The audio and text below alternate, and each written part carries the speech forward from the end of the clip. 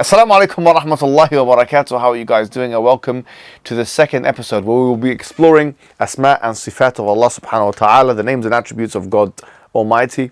And we have covered some of the most important names, I would argue, some of the most used names in the Quran already, in some considerable detail in the first session. And we're going to go further in this exploration into some of the other names in the same exact way as we did in the first time, which is to break this class down into two groups, and everyone's going to ask the Sheikh who we've got here, the premium Sheikh, for the expert help, and then we're going to come back and everyone's going to feedback accordingly. So before I do begin, I just want to say one thing, which is, and just to remind the people, the hadith, who remembers, let me ask the question, who remembers the hadith that we're working on? What is the hadith that is a very important or ample hadith encouraging us to know and live by the attributes of God? Or even some of the basic meaning of the hadith?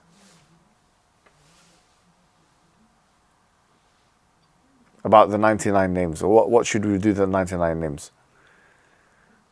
Okay, this is not a good sign.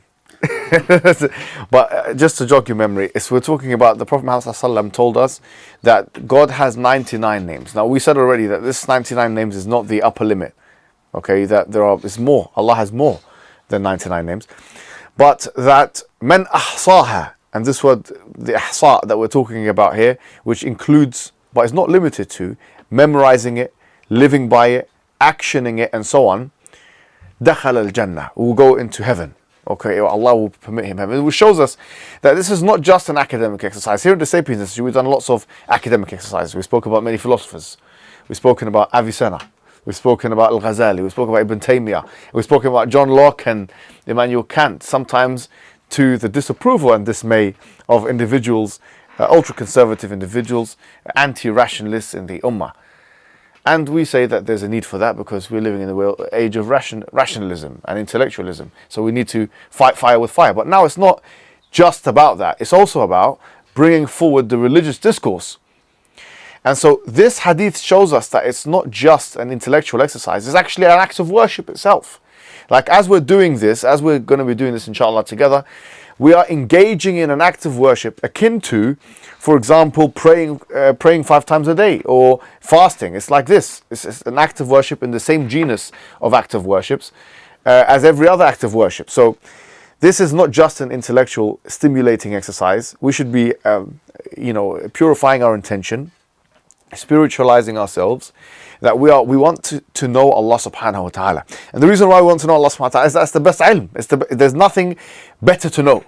There is no knowledge. If I brought the best mathematician in the world, the best philosopher in the world, the best economist in the world, the best investment guy in the world, wherever you like, if I brought that person forward, the top guy of every industry, the best thing that they know is not better than knowing about Allah subhanahu wa ta'ala and about His names and about His attributes, because He is the creator.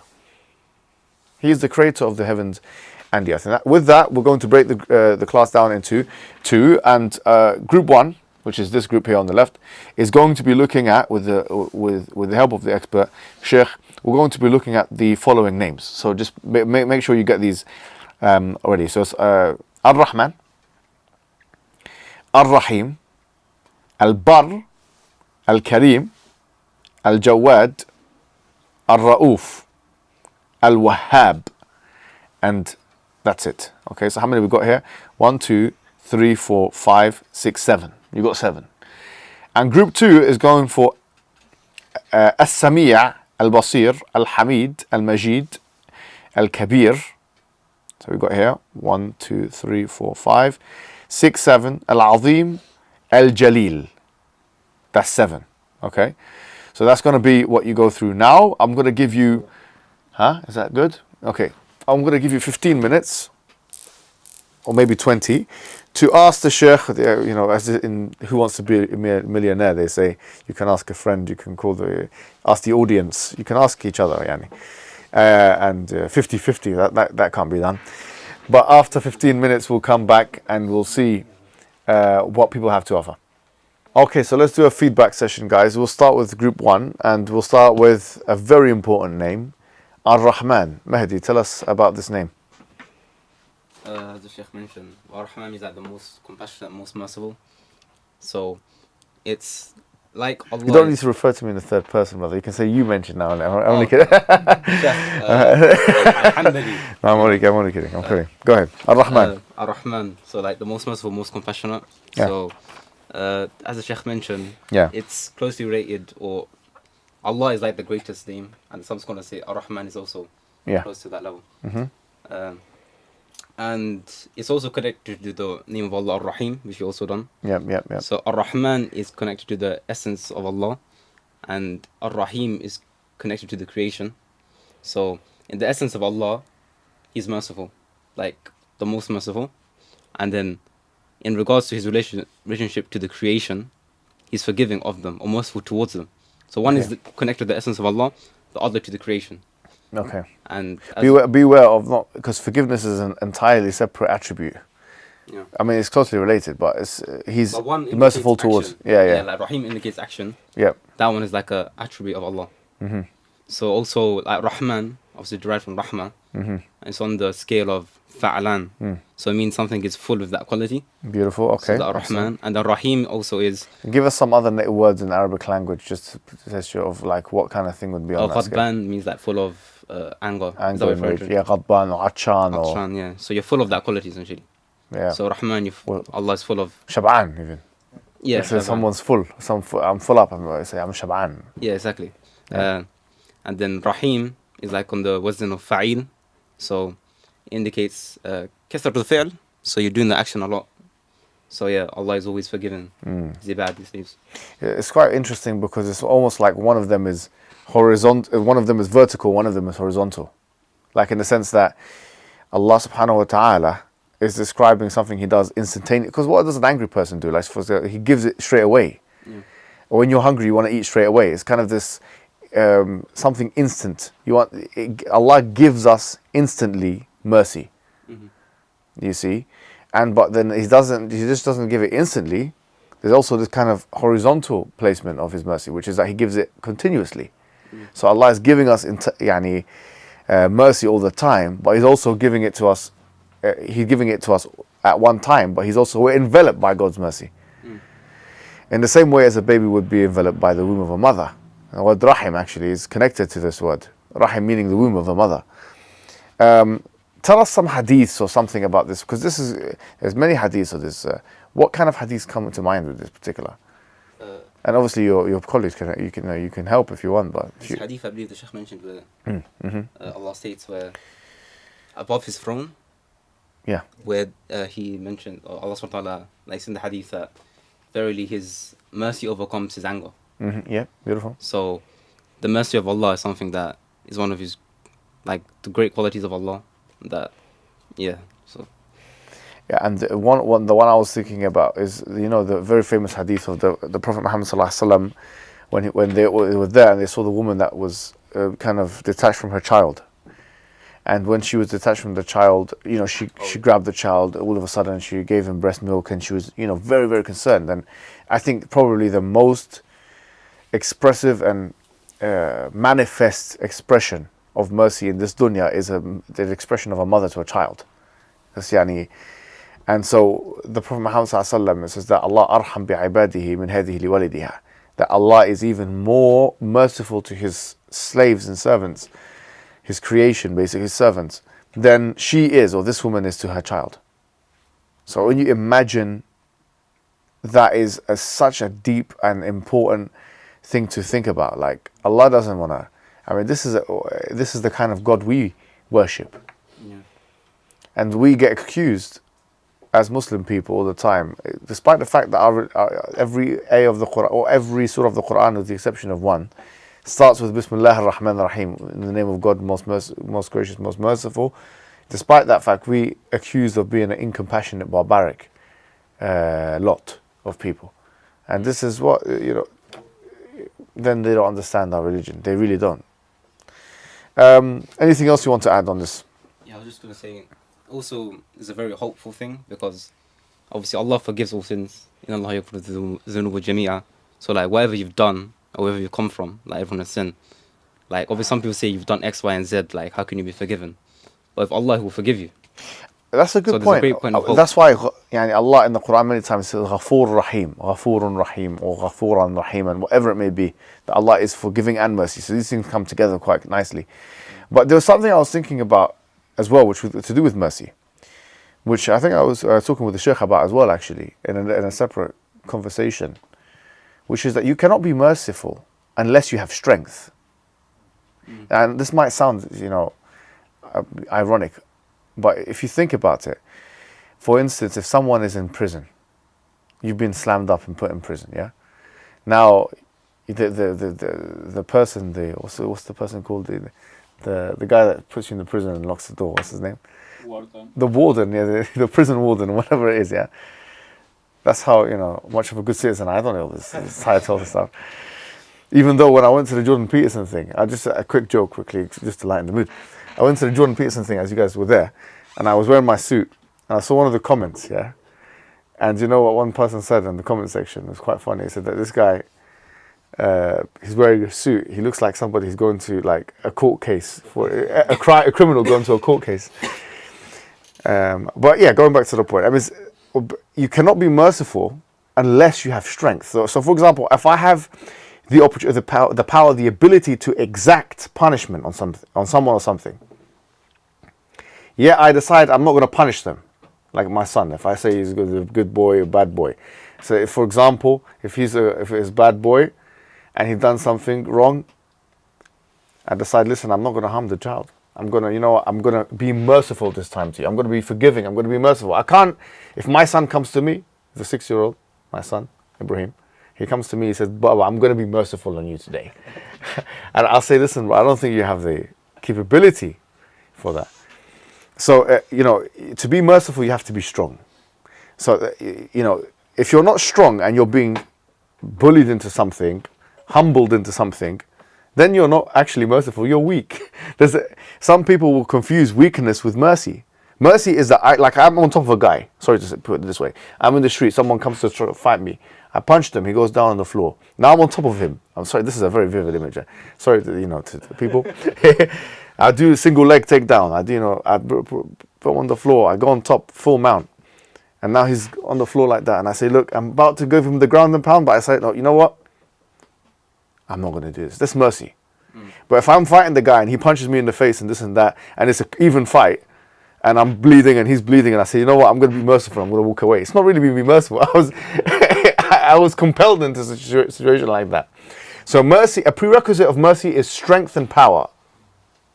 And that's something which goes kind of unmentioned sometimes. Now, spiritualizing this, what would we say? We say Allah subhanahu wa ta'ala could destroy all of us. Right now, there's nothing stopping Allah from destroying everyone in the dunya. Like giving you all the worst kind of diseases, and not just die, but die a very slow and painful and excruciating death. All of us could die like that. We're just suffering and this and that, and then finally annihilates us. But He's not doing this. Every second that is going forward in our lives is a mercy from Allah subhanahu wa ta'ala. That He's giving us a chance to worship Him, to realize the purpose of life. This is all a chance. We've been given chance after chance after chance after chance to worship God. And this is the mercy of God. What's the next names we got, inshallah? Yes, go. Al-Bar. Yes, we talked about this one. So what does this, how would you translate this first of all, and what would you say about it? It's one of the names of Allah. It derives from Bir. And you could say it's doer of goodness. Yeah, beautiful. Is doing benevolent deeds. Yeah, beautiful. Yes, the one that does charity, goodness. For instance, the one that is better to his parents. Yeah. Is very gracious, is benevolent. That's pretty much it. Yeah. Okay. Do you want to add something else? Do you want to add something quickly about? I don't want to go into too much detail. We talked about it more in the problems of evil thing. But we said that if we understand God is good, what implication does that have on questions or to do with evil? Maybe do you want to add to that? Actually, I think you. I think it has implication on the Euthyphro's dilemma. So the dilemma is basically is something good because God commands it, or does God command it because it's good? Yeah. So if you believe goodness is part of the essence of God, we could say. We can basically escape the dilemma. It's not a dilemma anymore because we could basically say God something is good because God commands it, but it's not arbitrary because goodness is a part of God. Therefore, God's commands are by essence good. Yeah, and you could say so. Instead of part of God, you just say part of is a godly attribute. God, yeah, it's a godly attribute, and that's apart from that, it's fantastic. I think that's exactly right, and that's a very important thing actually, because people will think, oh, this is a part of the Euthyphro's dilemma. Which is most threatening, let's say, to the cause, if you like, is if saying that, okay, well, if you've got this standalone thing which you call goodness, which is independent, then you've threatened the idea that there's only one independent being. But if you're saying that this is not actually independent because it's an extension, if you like, or it's a manifestation, I should say, of an attribute of God Himself, then you can't say it's no longer acting in independence at all, because it's actually a manifestation of God. So that's a very important point. And so if there are some of God's attributes, guys, I think it's important to know, which we should try and emulate.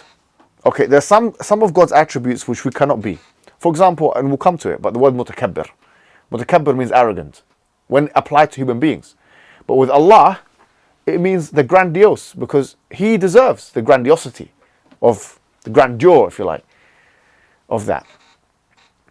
Having said this, there are some things, so mutakabbir is a category of sifat or attributes which you cannot describe yourself with, but there's another category which you can, which, for example, one of them is being good.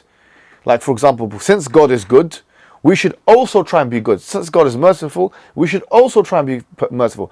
Meaning, since God is complete and perfect, with all His beautiful names and attributes, we should also try and mimic some of that perfection in being some of the things which is applicable and appropriate for us to be, for example, being good and being merciful and being compassionate. And so this is an important point. What's the next name you've got? Karim. So who wants to translate that one? Yeah, Al-Karim, the Sheikh says, the one that shows generosity. Yeah. We have Al-Karim and we have Al-Jawad after. The difference between the two is that Al-Karim is he shows generosity even when it's not asked. Whereas Al-Jawad is he's generous even whenever it's asked, basically. Beautiful. And that's really powerful, because I was reading some works of Al-Ghazali actually recently, because I was just reading Ihya al-Madinah, skipping over it, and he was describing in one part of his Ihya the difference between the generosity of Allah subhanahu wa ta'ala and the generosity of human beings. And I was discussing with the brothers, but basically the munificence, if you like, or the generosity of Allah subhanahu wa ta'ala is different in so much as human beings, we've already discussed in ethical egoism, psychological egoism, they have a proclivity to a kind of transactional behavior. Now, you may say, I give my kids some toys so they can be happy. But really being happy goes back to me somehow. There's some transaction. Maybe they can be happy with me. So, indirectly. You get your wife a nice bracelet, nice watch. So she can be happy with me. She can show me love. So she can do something for me. Maybe she cook me a nice dinner. Maybe we should do some more than this. That's something else. For the unmarried guys here. But no, this is the kind of transactional behavior people have, And unfortunately, now we're living in the age of transactionality. And, literally people are paying and give it back, But generosity is used strategically by many people. Well, Allah subhanahu wa ta'ala, He's in no need. Because He's al-Ghani, He's got the self-sufficiency, the richness, which means that He doesn't need anything else. There's no business deal with God. Therefore, when Allah subhanahu wa ta'ala gives, He doesn't give for any reason that's egoistic. He doesn't give because I want you to give so you can worship me. No, it's not because you can worship me. فَمَنْ شَاءَ فَلْيُؤْمِنْ وَمَنْ شَاءَ فَلْيَكْفُرْ. Whoever wants to believe, whoever wants to disbelieve. إِنْ أَحْسَنْتُمْ أَحْسَنْتُمْ لِأَنفُسِكُمْ وَإِنْ أَسَأْتُمْ فَلَهَا. If you're good, then you're good for yourselves. And if you are bad for yourself. Meaning, this is not going to help me. مَا أُرِيدُ مِنْكُمْ مِنْ رِزْقٍ. I don't need provision from you. I don't need any food or وَمَا أُرِيدُ أَنْ يُطْعِمُونَ. I don't need you to feed me. So Allah is self-sufficient. He gives, this is the most perfect type of generosity, which human beings, actually, I would argue, are incapable of being that selfless, in that sense. It's impossible, I would say, just by virtue of the human spirit and the psyche. It's not possible for us to think in such generous and altruistic terms. And most psychologists, as we discovered, would say the same thing. There's always an egoistic psychological interest. There's something there. And we talked about, things like, for example, the woman that's going to kill herself because the child is there. Actually, she couldn't live with herself, we said. If she didn't save the child, or the guy that jumps on the grenade to save the team. But he does that because actually he wants to be remembered as a hero. So there's always some interest there. There's something good. Or he wants to be martyred. He wants to go to heaven. Whatever it may be, there's some interest there. You remove all of those interests, maybe the human being will be some corrupt spirit. Maybe he will be. But there's always that there. And Allah, it's not aib, it's not a bad thing, but it's just that the one is completely removed from that, fully removed, is Allah subhanahu wa ta'ala. That's the perfect generosity, which no human being can mimic. And obviously, related to this, I think we're going to cover it, is the word akram. That Allah is not just generous, but He's the most generous. And interestingly, and so fantastically, I would say, the first name that Allah, or one of the first names I should say, that Allah introduces us to in Revelation is Al-Akram. اقرأ باسم ربك الذي خلق خلق الإنسان من علق اقرأ وربك الأكرم. And it's so well placed because Allah is giving us the biggest rizq, the biggest thing which indicates His generosity by giving us revelation. And He introduces Himself as the most generous one. And He references generosity vis-a-vis teaching us by the pen. الذي خلق الإنسان, and then علم بالقلم. علم, He taught with the pen. So part of the richness and the generosity is that we're able to learn. The thing which differentiates the human species fully is the ability to create civilization through languages and stuff like that. This is part of God's generosity, no doubt about it. Anything you want to add, guys, on this? I like that. You got two more words there next. Two more names left. Ar-Ra'uf. What did we say about Ar-Ra'uf? If anyone remembers? Oh, Ar-Ra'uf. So it's the doing of being merciful, but in a sense where you might not necessarily like it. So, like we mentioned, like you could inflict pain, but that could be something that's merciful for you. And then like the surah in the ayah in Surah Nur, وَلَا تَأْخُذُهُمْ بِمَا رَأْفَةً. Yeah, ولا تأخذكم بهما رأفة في دين الله. Yeah. So, yeah. So there's two kind of opinions I read on this. Which is one of them is that it's the highest form of compassion. Oh yeah, shiddatul rahmah. Yeah, shiddatul rahmah. It's like the pinnacle of being compassionate.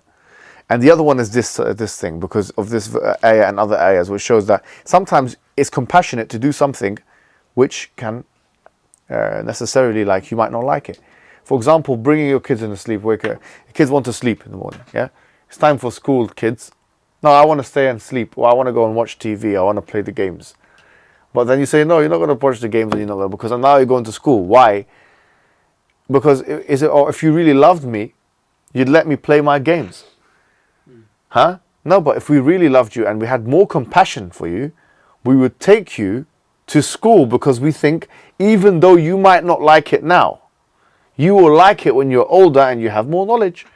Like taking a child to a dentist. His tooth is falling off, for example. So you say, listen, son, it's time for you to go to the dentist. He said, I don't want to go to the dentist. I'm scared. Why are you scared, my boy? I'm scared because the tooth is going to hurt and all these things. I say, listen, if you leave this teeth, you're going to get gingivitis. You're going to get some problems. And you know all about this gingivitis. Right? I'm only kidding. You're going to get some issues, right? And so he says, what's the issue? So he said, fine. I don't want to do this. So, you take him anyway. He's crying, he's screaming, and the tooth comes out. And it hurts him, actually. It hurts him.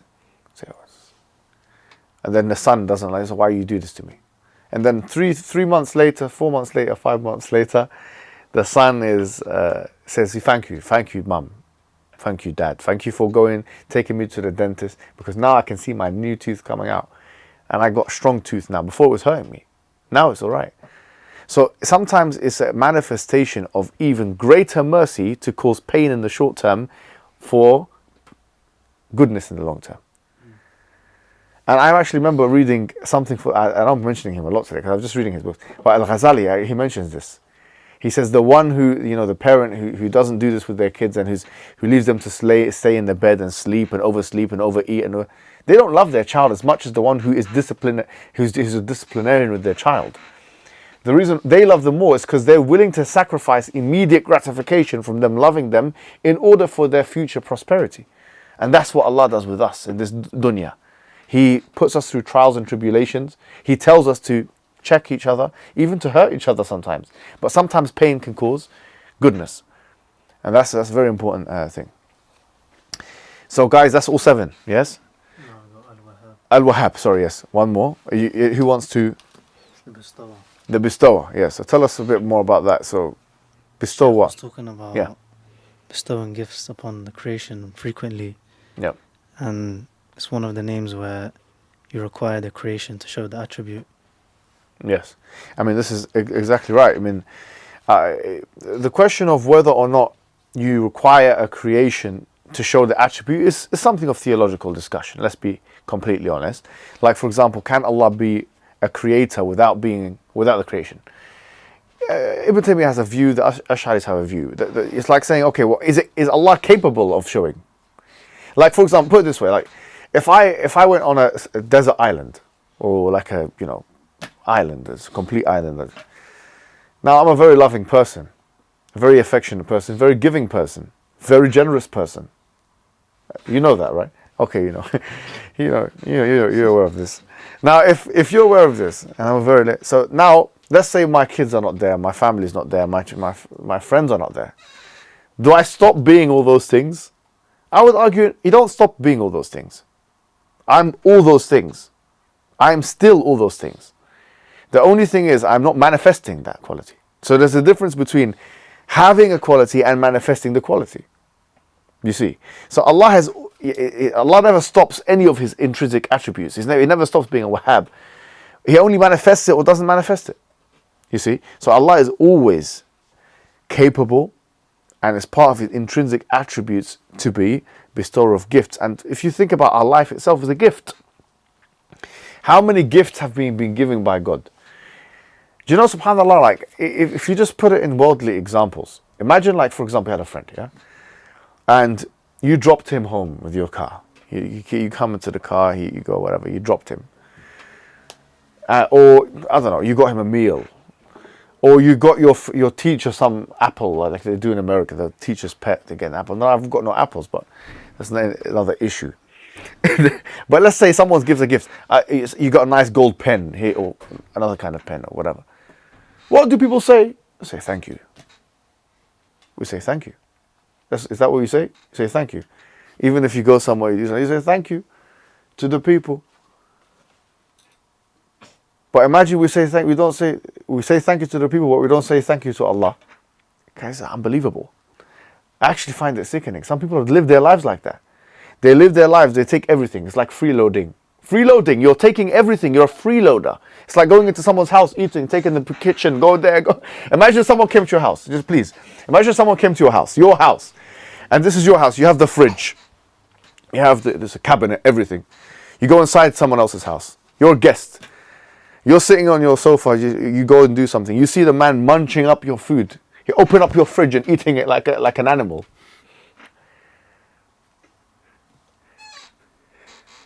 And then drinking the food, making himself tea, sit down, watch your TV. He's watching your TV. He's watching your TV. And guess what? He has the audacity, yeah? He has the audacity. He's eating the food, he's drinking the drink, he's watching the TV, he's enjoying himself, and the TV stops working. Listen to this. The TV stops working for a little bit. Sounds familiar today. Yeah, he knows what it's talking about. So his TV stops working for a little bit. Do you know what he does? He starts getting angry. So why the TV stop working? As if you own the house. It's not your house, my friend. This is not your house. This is a gift. Everything you've been given is a bonus.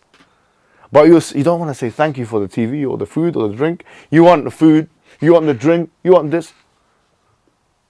What kind of life is that, man? What kind of freeloader are you anyway? What kind of abuser? You're an advantage. You're a leech. You're a leech. That's the truth.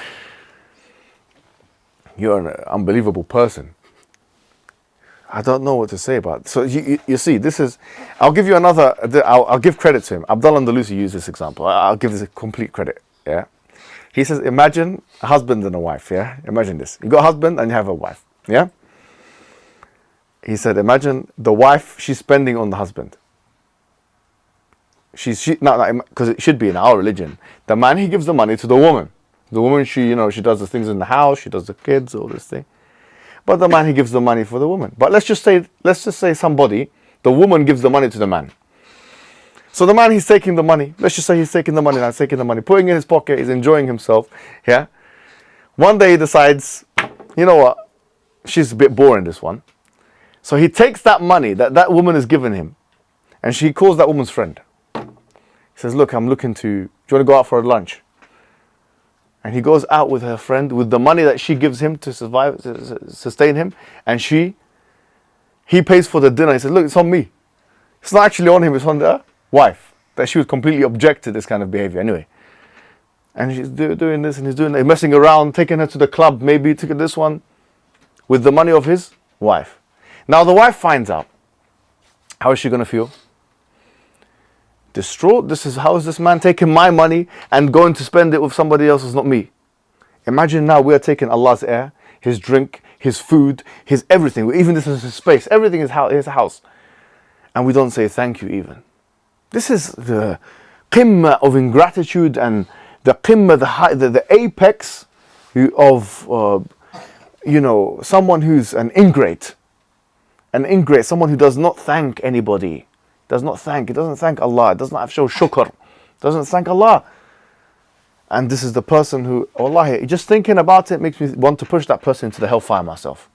Wallahi, so a person that's been freeloading, now forget 1 day or 2 days, like you've never thought about this is who created this, who gave me this. I want to thank this person. I want to push, if that person was in front, I'll push them into the hellfire myself. So they can burn, screaming. And then, well, I say you deserve it. I say that person deserves it. Anyway, let's go to the next seven names on that wonderful note. What names do you have, guys? The first name that we have is As-Sami. Yes, As-Sami'a. Okay. As-Sami'a. Yeah. So this is an attribute which says the one who hears all sound and voices in all of their different languages and all of their many and various needs. I was talking with the Sheikh and I asked him, does that include our thoughts? So does it mean that when we think of something, is it that attribute that hears what we're thinking, or is it another attribute? That's a very, very, very good question. Yeah. And Sheikh said that it's not that attribute, it's the Alim attribute that hears that thinking. So we shouldn't get mixed up. In terms of... do you know why he said that? Why the Sheikh said that? I think it's because Sheikh told me it has to be a physical sound. Yeah, so look, it goes back to what do we consider to be something which is susceptible to hearing. So, like the Hanbalis or the Atharis, definitely Ahmad ibn Hanbal, like this is one thing there's no discussion on. Ahmad made this very clear, that is, a sawt is something which is harf, and or the kalam of Allah, for example, or the kalam or speech is harf and sawt. So you hear that. You can literally hear it.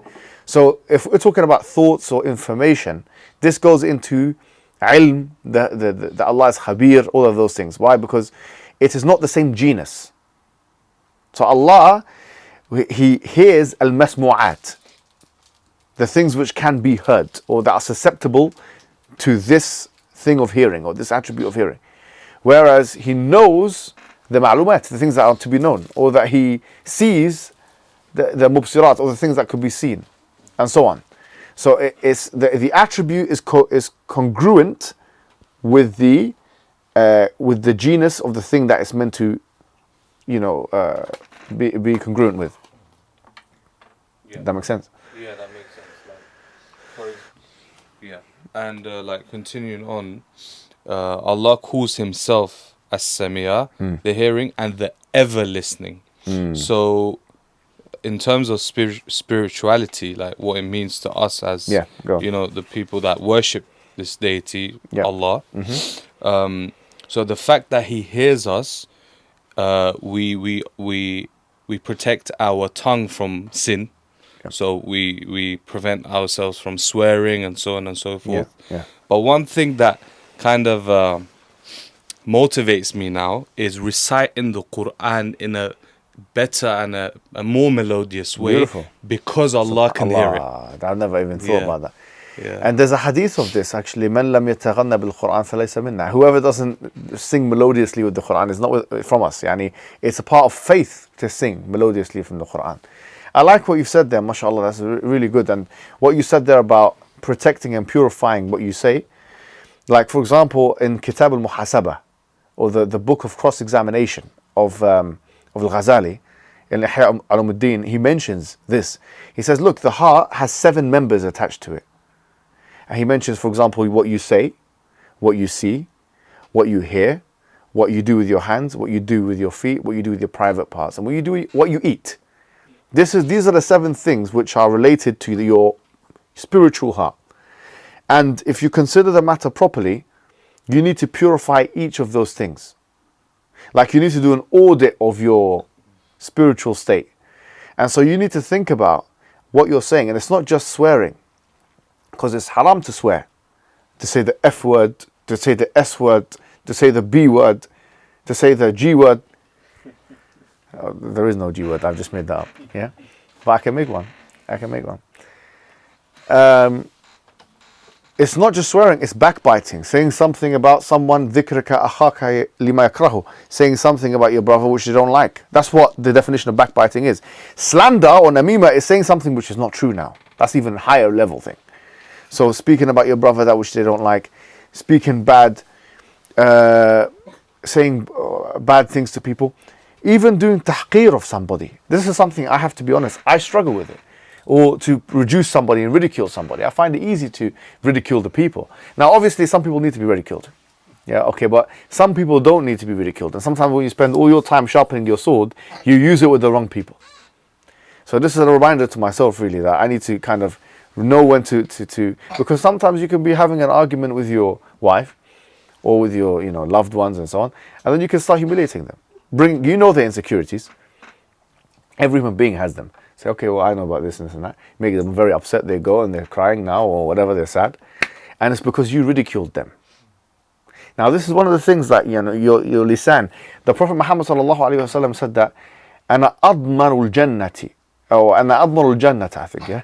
لمن أضمن لي ما بين لحييه ورجليه أو كما قال صلى الله عليه وسلم. Basically, that I guarantee Jannah for the one who guarantees for me what is in between his 2 legs and between his jaw. So the 2 main things we need to purify as a Muslim people is that which is in our mouth and that which is in between our legs. He said, the Prophet, Adman al-Jannah. I guarantee, which means Allah guarantees. And there's many hadiths like this about the lisan, about what you say and what and how that can destroy what is referred to as hasa'idul lisan, or the impurities of your tongue. And there's many things like that. So basically I just wanted to add that. And what's the next name you have? I have Yeah. Al-Basir, the all-seeing. Okay, beautiful. And it's the one who sees all things, even if they be insignificant and minute. He sees the black ant on a black stone on a black night. He sees what is below the 7th earth and what is above the 7th heaven. He is also hearing and seeing of those who deserve recompense in accordance with the dictates of his wisdom. So that's the linguistic meaning. Subhanallah. If we know that Allah, so let's ask first of all, on the same token or by the same token, that Allah He hears those things which are susceptible to being heard. He sees those things which can be seen. And Allah sees everything. And when you really think about when we say Allah, let's just take this step by step. These beads, how many atoms are inside these little beads? Maybe a million atoms. I don't know. He sees every single thing. Yani imagine that there's a CCTV camera inside your body. Allah sees your eye inside it. Not just what's here, He sees what's inside it.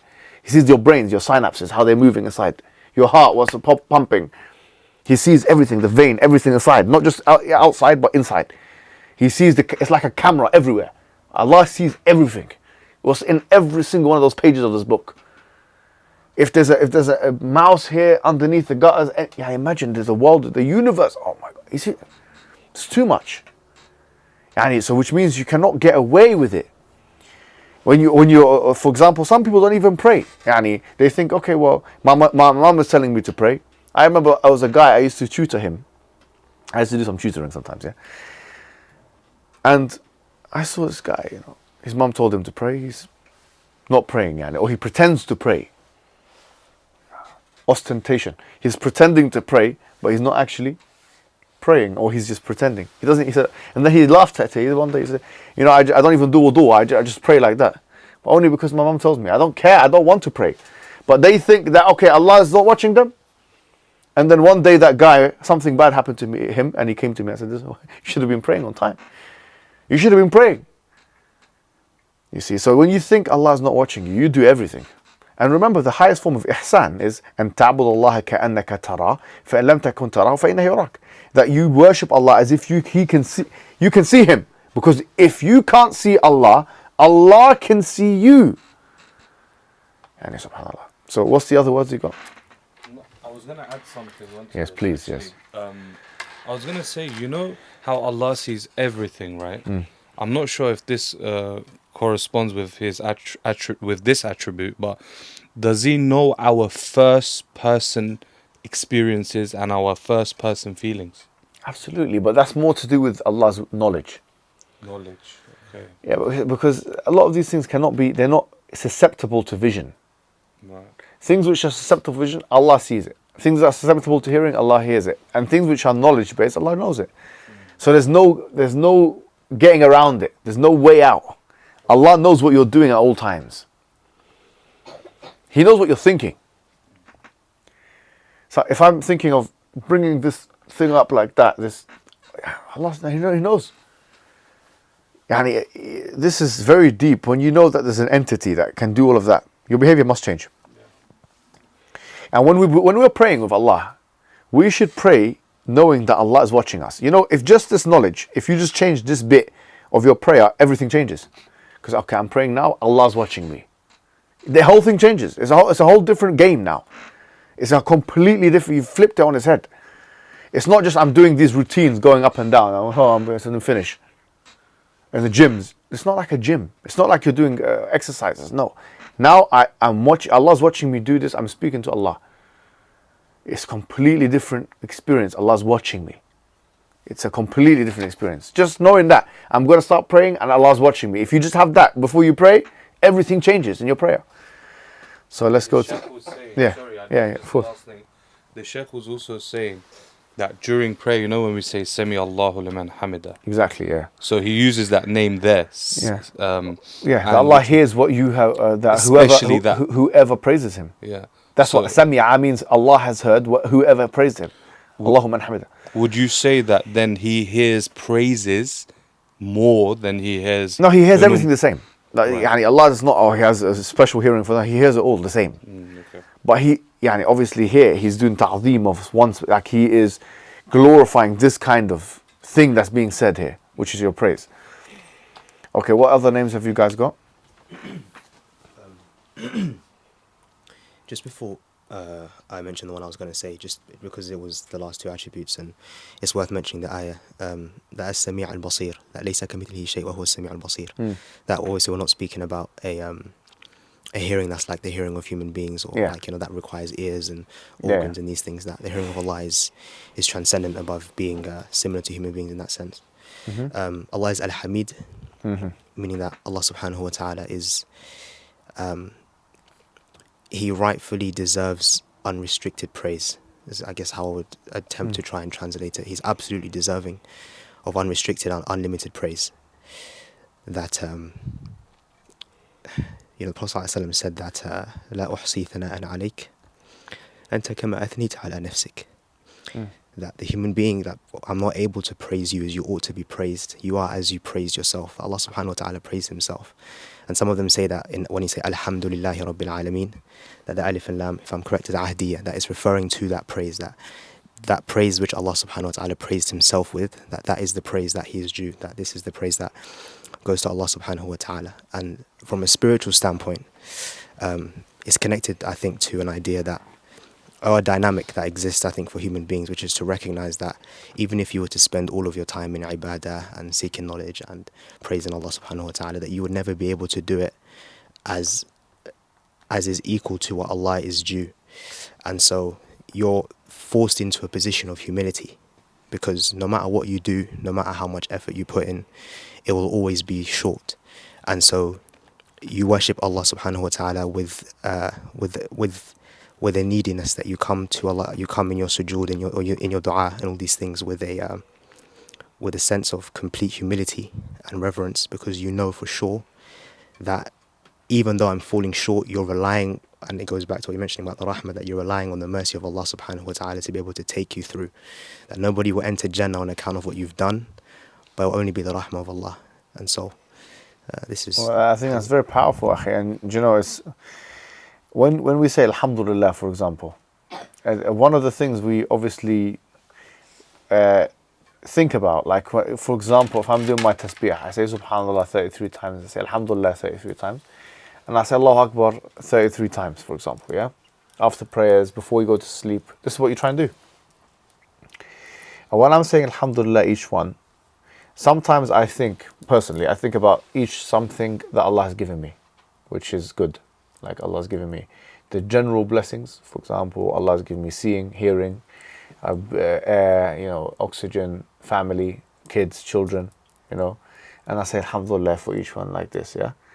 And sometimes I think about something that Allah has, which is just worthy of praise. Like for example, we are living in an age now where we are commentators of everything, especially sports, art, shows, TV shows, movies.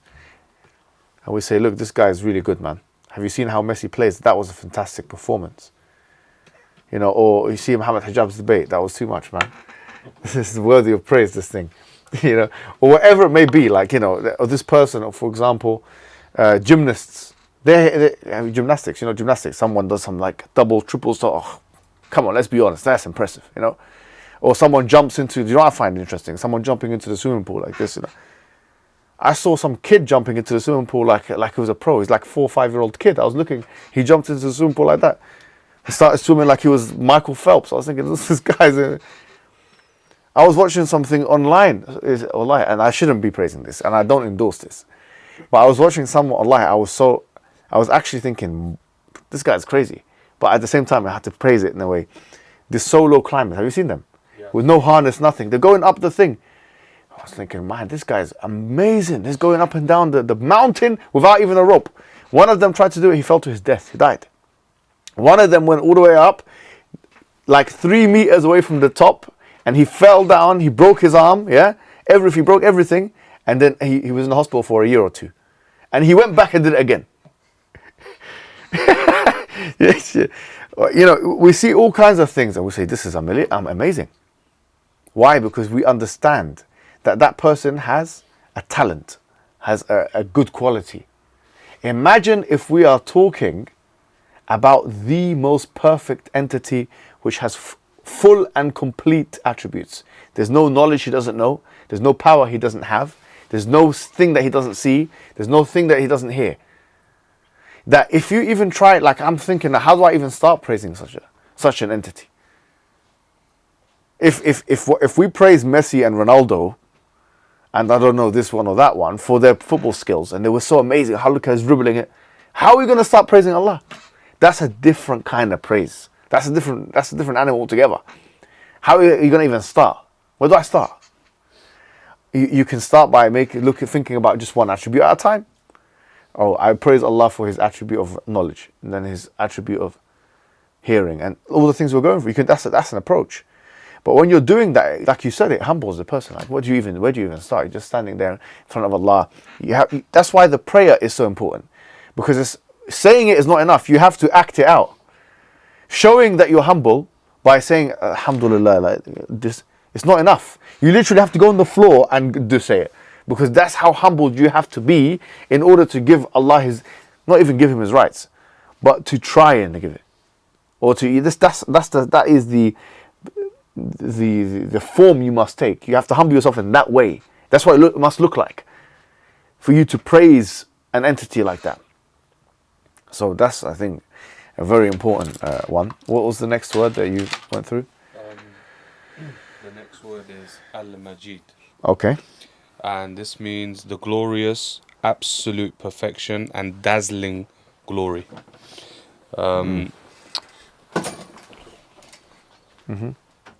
So what I would say, like if I go straight to the spiritual meaning for me, would be it shows the weakness of the human being. When something is absolutely perfect, even if you achieve the glory in this world, you are still nothing compared to him. And this spiritually, this helps the human become more humble and actually protects the person from arrogance, if you think about it deeply. What does Majd mean? What does the word come from? Does anyone know? Glory. From what the Sheikh said, he said Majd means glory. Okay. And so when you think about Allah being Al-Majid, what does this word Shakir indicate? Why is it a Majid? Without giving too much away. What, like from a linguistics perspective? Yeah, for example. I wanted to double check this because I think I remember reading this at one point. It's firstly just like away from like the awzan and stuff like that. That's it. Like you would say, for example, like if a camel has like been out in the desert a lot and like gone to lots of different places and stuff like that.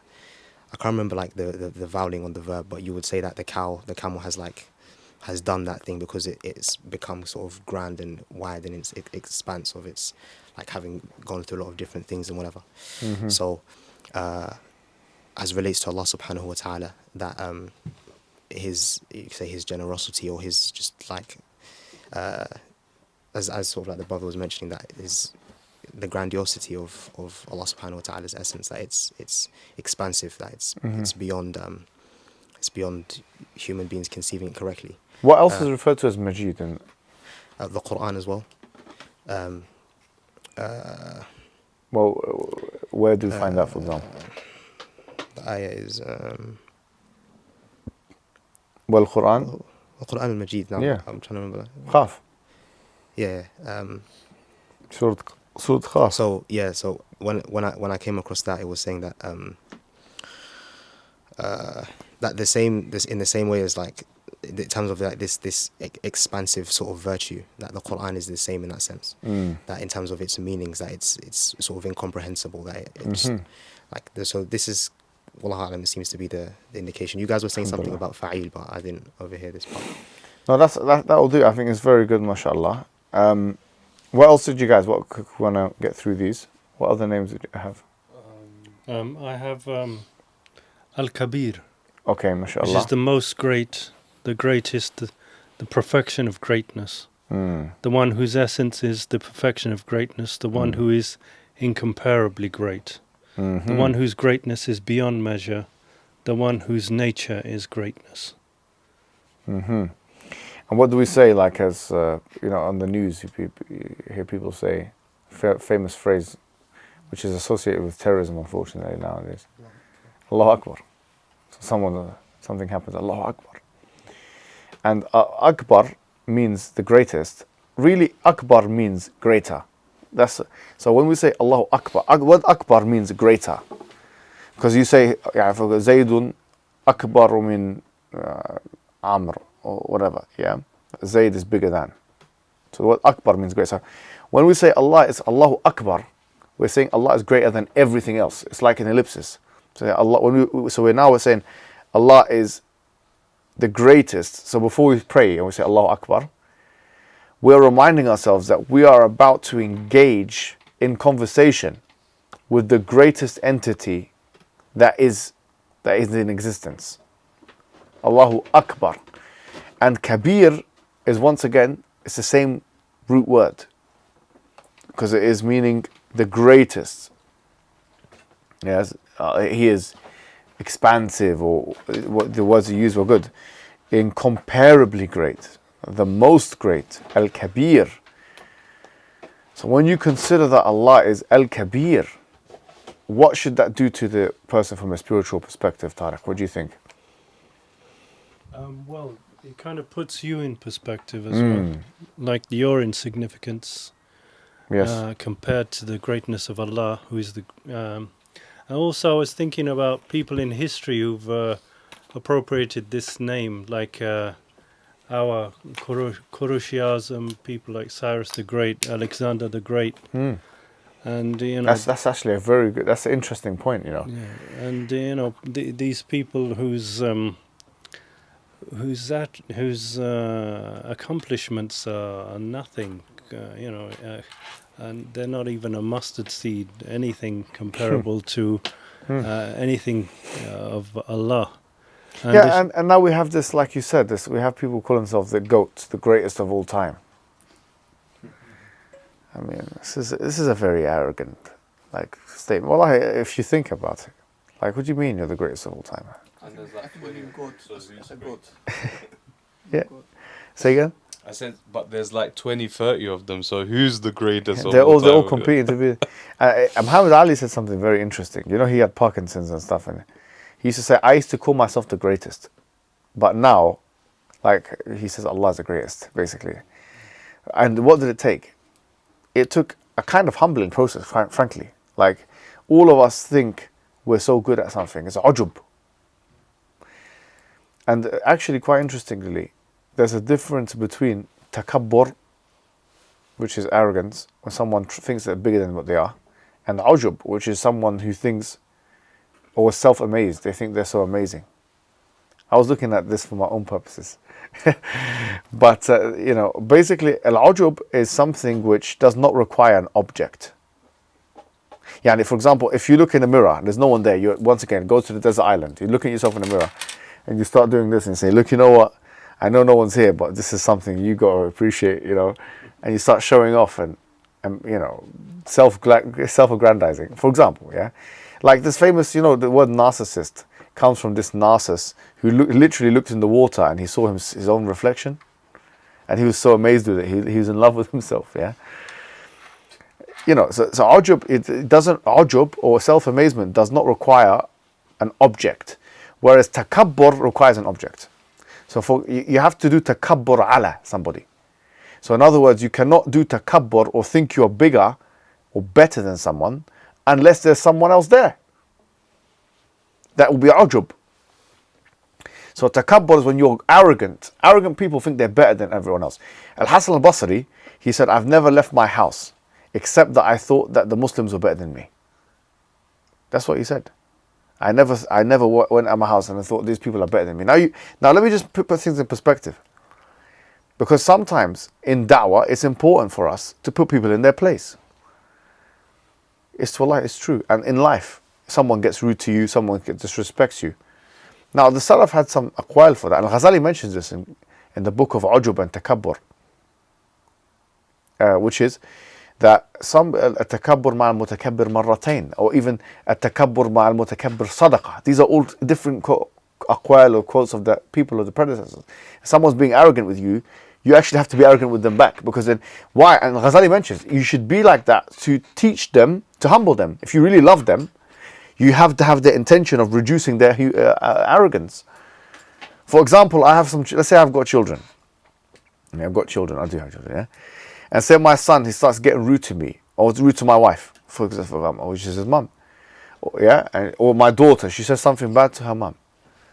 And she's only 9 years old. Let's say pretend. She doesn't do this. She's a very good girl. But I'm just saying, let's pretend she says something bad to her mum. She says, Mum! She says, you're not in charge of this house anymore. I am. And she starts smashing the plates. And she starts doing this kind of behavior. Now, what would it be if me or the mother came to the child and said, listen, please don't do this, you know. humble myself to the child and start looking weak like that. Would that be right thing to do? No, it wouldn't be the right thing to do. Why? Because there's a difference really between being humble and being weak. You humble yourself to Allah. Man tawada'a lillah rafa'ahu Allah. Whoever, the hadith says, whoever humbles himself to Allah, Allah will raise him. But it doesn't mean, and I have to I will criticize some people, monastic people, who go to the corner, the zawiyah of the masjid, leave off life,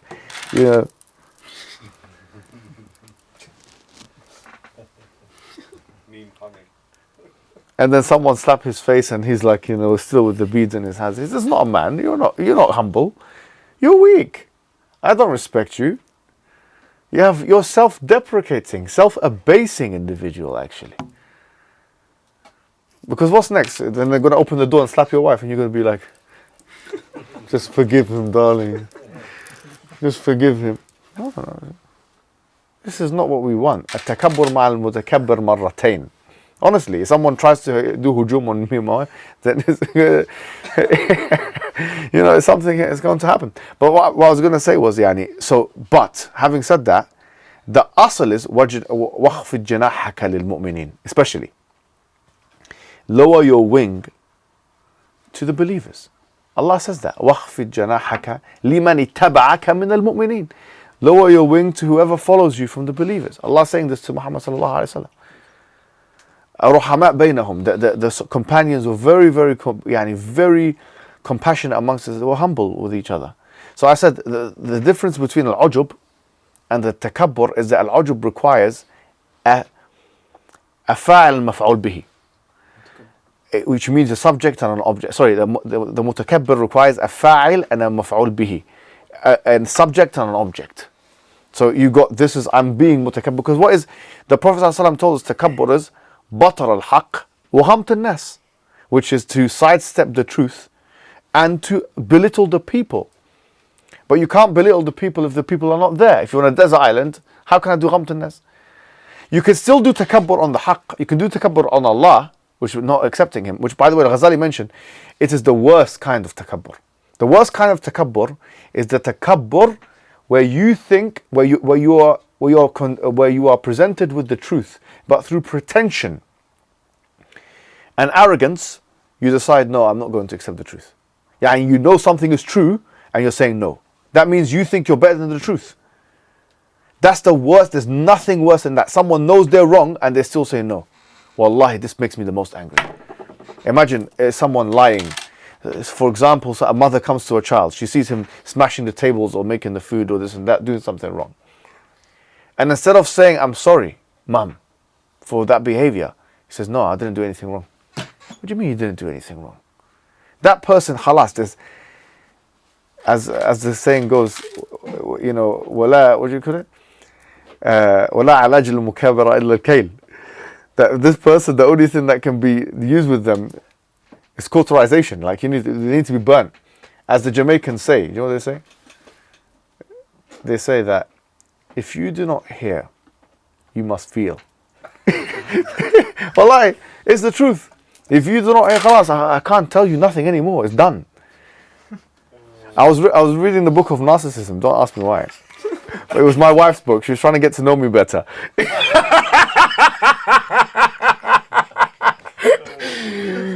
And I was reading it, and it said that these are like a kind of a group of narcissists.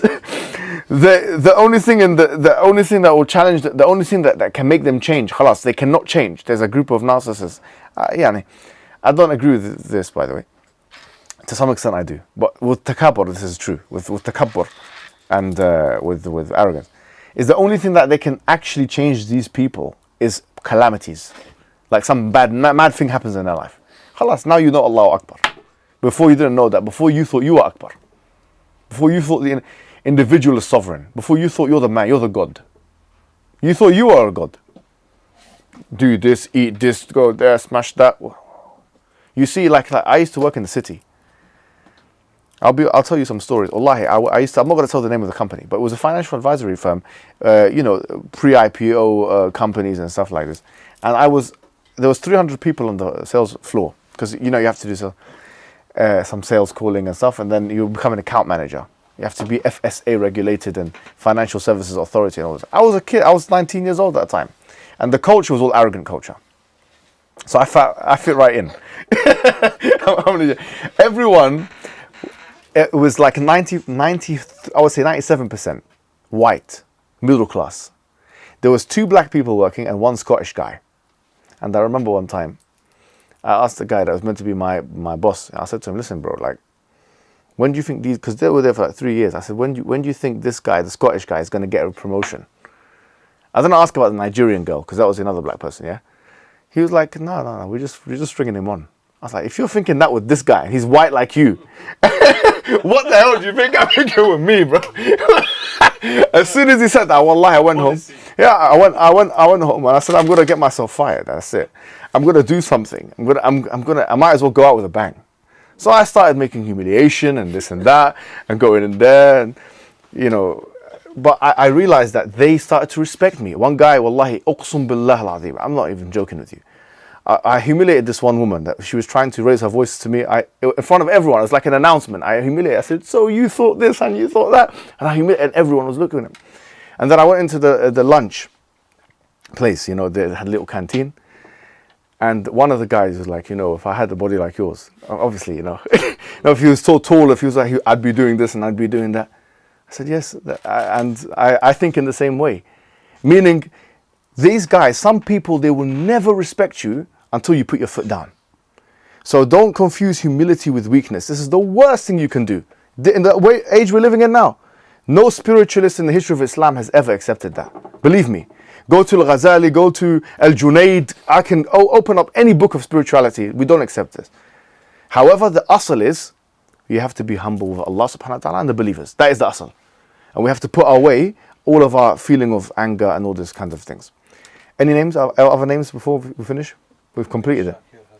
I've got more. Two more, shall I do them together because they're kind of related? Yeah. Al-Azim and Al-Jalil. SubhanAllah. So Al-Azim is relating to a lot of what you were talking about regarding arrogance.